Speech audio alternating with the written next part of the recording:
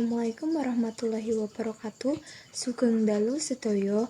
Kula Fitriana Sari lan rencang kula Lydia Anggraini badhe ngaturaken babagan informasi kobongan Gunung Bromo. Niki suasana Gunung Bromo amarga maring kebakaran.